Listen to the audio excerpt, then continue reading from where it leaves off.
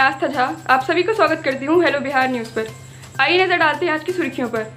भारत में कोरोना के आंकड़े। कुल मामले 4,56,183, कुल मौतें 14,476, कुल ठीक हो चुके 2,58,685, सक्रिय मामले 1,83,022।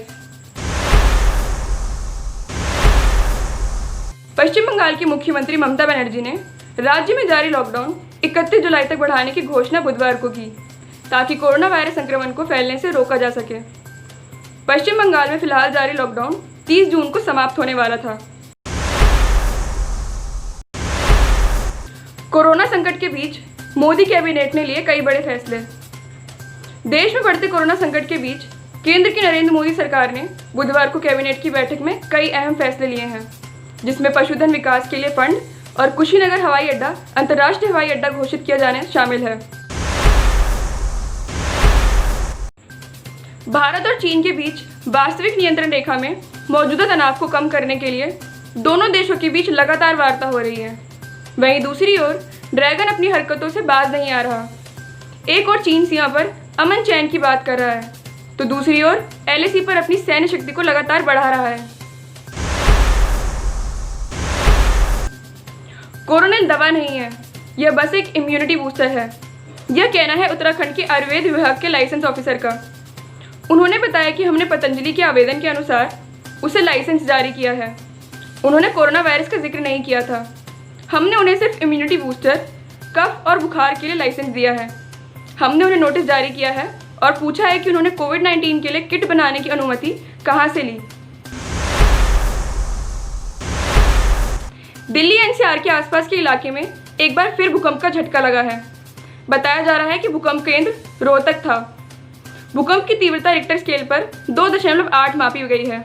यह भूकंप का झटका दोपहर 12:58 पर लगा है। पाकिस्तान के विदेश मंत्री शाह महमूद कुरैशी ने बुधवार को भारत पर आरोप लगाया है कि वह चीन के साथ सीमा विवाद से अपने देश में विपक्षी दलों का ध्यान हटाने के लिए उनके देश पर हमले की साजिश रच रहा है। कुरैशी का बयान इसके एक दिन बाद आया है जब भारत ने पाकिस्तान से कहा था कि वह नई दिल्ली स्थित अपने उच्चायोग से कर्मचारियों की संख्या आधी करे। राजधानी में कोरोना संक्रमितों की संख्या अब 70,000 के पार पहुंच गई है। बुधवार को आई हेल्थ रिपोर्ट के अनुसार दिल्ली में 24 घंटे में 3,788 नए मामले सामने आए हैं और 68 लोगों की मौत हुई है। इसके साथ ही अब राजधानी में कुल संक्रमितों की संख्या 70,390 हो गई है। अब कोरोना से होने वाली कुल मौतों की संख्या 2,365 हो गई है। गौरतलब है कि मंगलवार को दिल्ली में सबसे अधिक 3,947 केस आए थे। बीते कुछ दिनों में दिल्ली में 3,000 से अधिक केस आ रहे हैं।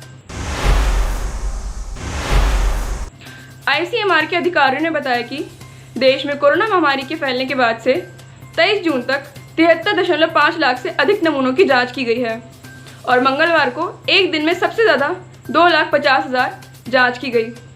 एक अधिकारी के मुताबिक भारतीय आयुर्विज्ञान अनुसंधान परिषद ने देश में कोविड-19 की जांच के लिए अब तक 1,000 प्रयोगशालाओं की अनुमति दी है।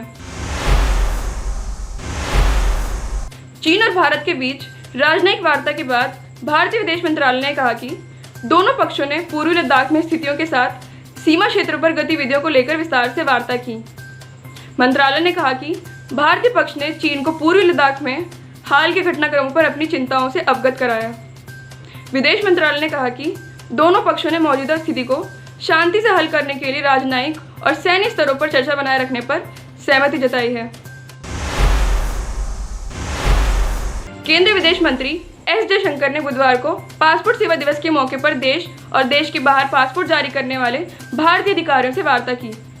इस दौरान उन्होंने वैश्विक महामारी कोरोना के दौरान उनके कार्य की प्रशंसा के साथ साथ देश में पासपोर्ट सेवा केंद्रों की संख्या बढ़ाने की योजना और ई-पासपोर्ट पर भी चर्चा की। भाजपा के महाराष्ट्र विधान परिषद सदस्य गोपीचंद पटालकर ने बुधवार को कहा कि रकाम प्रमुख शरद पवार कोरोना है जिन्होंने महाराष्ट्र को संक्रमित किया है। इस पर सत्तारूढ़ गठबंधन के घटक NCP ने तीखा पलटवार किया। NCP ने पटालकर के आपत्तिजनक बयान को लेकर भाजपा पर पलटवार किया और कहा कि रोज विपक्षी दल के नेता कुछ न कुछ ऐसा बयान देते रहते हैं जिससे बेहतर है कि गंभीरता से नहीं लिया जाए। पडालकर ने धांगर समुदाय के लिए आरक्षण के लंबित मुद्दे पर भी राजनीति करने का आरोप लगाया। लद्दाख में चीनी घुसपैठ के खिलाफ सरकार से लगातार तीखे सवाल कर रही कांग्रेस ने भाजपा अध्यक्ष जेपी नड्डा पर पलटवार करते हुए कहा है कि अरुणाचल प्रदेश में भी चीन के घुसपैठ करने के भाजपा सांसद तापिर गांव के बयान का खंडन करें। कांग्रेस ने आरोप लगाया कि इस मोर्चे पर नाकामी छिपाने की बौखलाहट में भाजपा नेता अनाप शनाप बोल रहे हैं। उत्तर प्रदेश में सहायक शिक्षकों की चल रही भर्ती जारी रहेगी। सुप्रीम कोर्ट ने इस मसले से जुड़े उत्तर पुस्तिका विवाद में हाई कोर्ट के गत 12 जून के आदेश में दखल देने से इनकार कर दिया। कोर्ट ने हाई कोर्ट के आदेश को चुनौती देने वाली अभ्यर्थियों की विशेष अनुमति याचिका बुधवार को खारिज कर दी। भारतीय मौसम विभाग ने बुधवार को राष्ट्रीय राजधानी दिल्ली सहित कुछ उत्तरी राज्यों के लिए ऑरेंज अलर्ट जारी किया है। मौसम विभाग ने यह भविष्यवाणी भी की है कि अगले 48 घंटे में मानसून इन इलाकों से टकराएगा। आईएमडी ने अपने बुलेटिन में कहा है कि अगले 48 घंटों के दौरान उत्तर प्रदेश के कई हिस्सों, पूरे पश्चिमी हिमालय क्षेत्र, हरियाणा, चंडीगढ़, दिल्ली, पंजाब और राजस्थान में मानसून दस्तक दे सकता है। इसी के साथ मैं आस्था झा आप सभी से विदा लेती हूँ। कल फिर मुलाकात होगी कुछ नई खबरों के साथ। तब तक के लिए अपना और अपने परिवार का बहुत ख्याल रखिएगा। आशा करती हूँ आपको हमारा न्यूज़ प्रोग्राम पसंद आया हो। इसे लाइक एंड शेयर ज़रूर करें। धन्यवाद।